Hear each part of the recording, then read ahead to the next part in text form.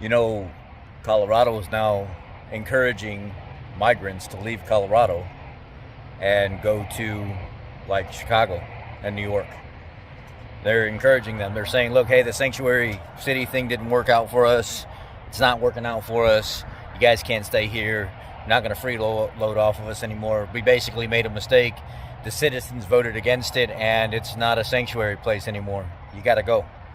No more help, no more handouts, no more none of that stuff. Well, now where are they going to go? They're going to turn to crime. They're going to turn to being deported.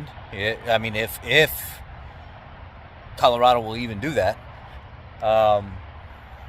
they're encouraging them to leave and go to sanctuary cities like Chicago and like New York.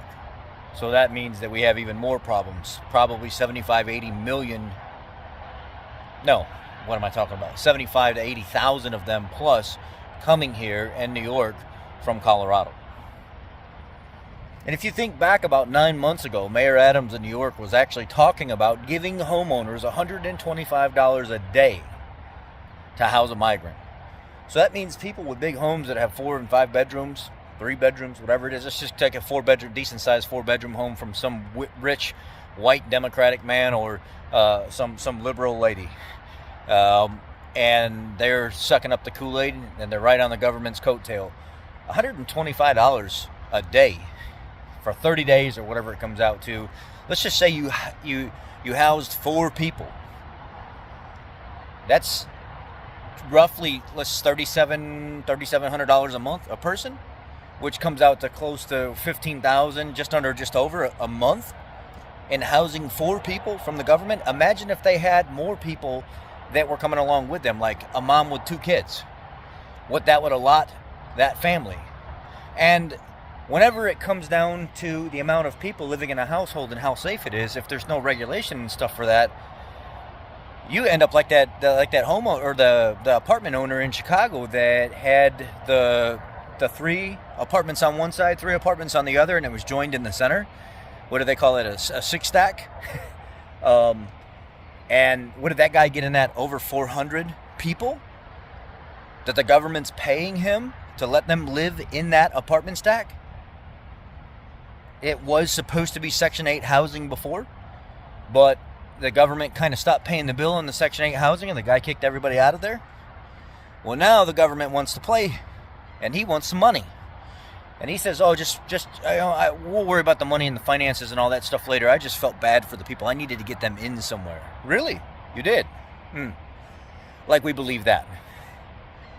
You know, there's a lot of crazy crap going on. And then with all the talk about the different subsidiaries of BlackRock, or they say we're the fiduciaries of these companies that do business with us. And we're not the ones buying up the homes. It's the companies that do business with us that's buying up the homes. I wonder why. What are you making from it? What are you getting out of it? Why are those companies so heavily involved in the housing market right before all this happened? It's starting to make sense. A lot of this was planned. They knew a lot of this was going on. There's a lot of big people somewhere pulling the strings and calling the shots. There's a lot of people down low making it happen. There's a lot of blind people. It's not the government. It's these corporations, these investing firms and stuff like that have all the money.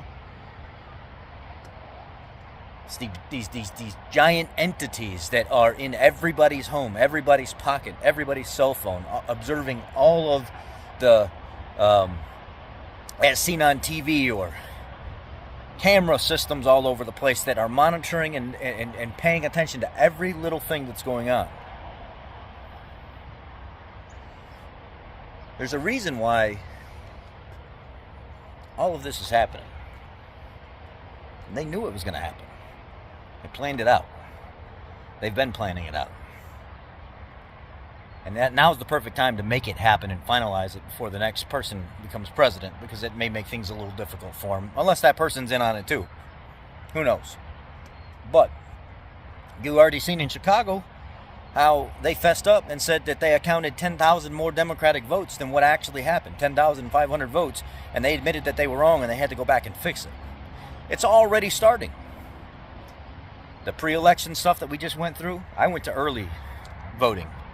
I didn't wait until like the 19th. I did it early. I did it like on the 15th. And then come to find out, Fox News puts out that, I think it was Fox News, that the Dominion voting system, they admitted that they added 10,500 votes to the Democratic votes, and it was false. It was supposed to be 10,500 less.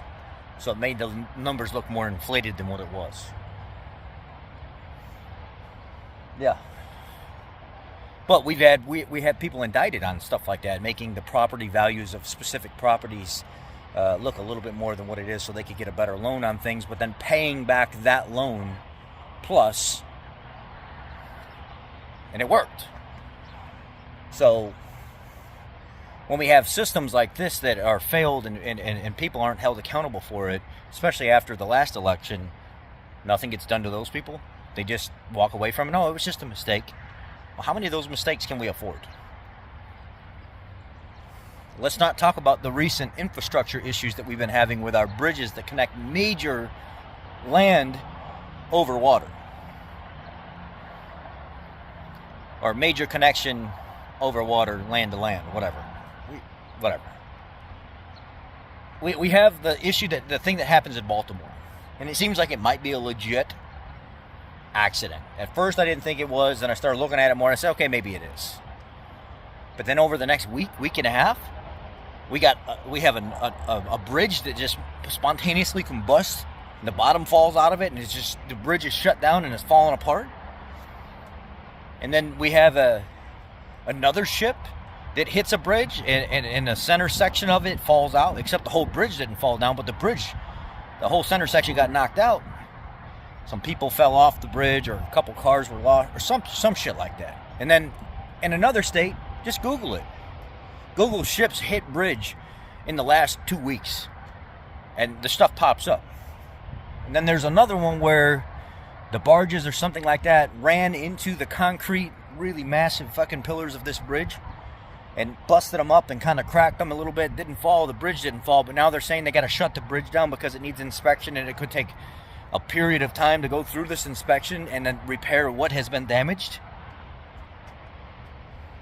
They said in the history of this, they've only had 3 times documented an issue like this. Now we have 3 to 4 times in a week to a week and a half where fucking ships have hit bridges and done destruction. People died, lost their lives. How does this happen? How is there not more regulation in the quality of what's put into these ships that are entering our seas and exiting with our goods and stuff that we pay billions of dollars for? And there's lives that are lost in the process. American lives that are lost in the process. And we still have the simplest, most minimalist restrictions on the quality of what goes into how these vessels are maintained. The last couple weeks have been absolutely insane with all the stuff that's been going on. That's why I haven't been talking about the whole migrant issue as much as I was before, because it seems like it's just never ending. Now we're supposed to get flooded with thousands and thousands and thousands of migrants here in Chicago. New York is supposed to get thousands and thousands and thousands of them.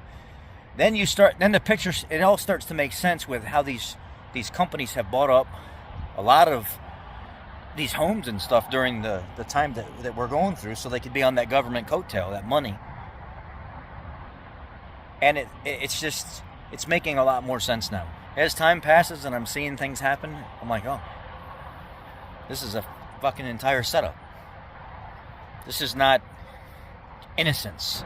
People just trying to, when they took Trump's border policies up, when they picked it apart and stopped a lot of it, that was it. That was it. There was no more. See, the process in which these people go through to come here is they'll get picked up, they get arrested per se, they get kind of questioned in a private area, then they get separated into male, female, single, not single, family, and then they go to like holding facilities. And in these holding facilities, they're questioned again and stuff. They kind of get the people together. Then the people are like, oh yeah, I do have a what do you call it? I do have a sponsor. I do have a way of getting food and being picked up and taken care of or wherever. I do know somebody in the United States that can do these things for me, and this is that person. Well, then these people are given some money. Could be a couple $1,000s, could be even more depending on the size of the family, and then they're shipped off to wherever they said they want to go. And when they get there, the people that was their sponsor, it's not their sponsor. They lied about it just to get there. And then when they get there, they jump in the encampments, they jump on the whole $1,000 a month we're going to give towards your kids and stuff like that. Then they get on the whole $9,000 a month train if their family's big enough where they can get all this money and stuff. You heard the alderman from Chicago talking about it. These people get $9,000 a month in some of these cases.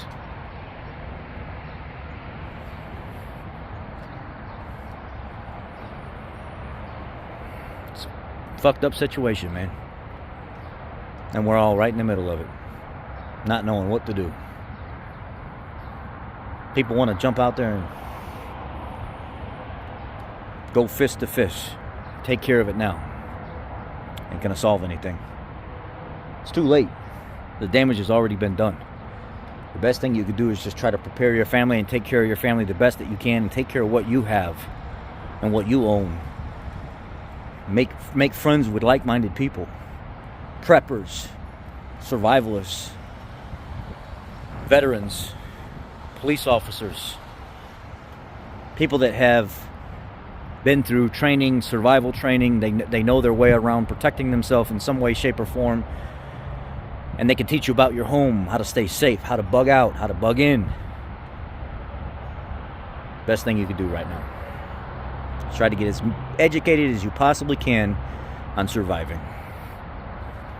You never know when you're going to need it. And it may be soon. I love y'all. Be blessed. Take care.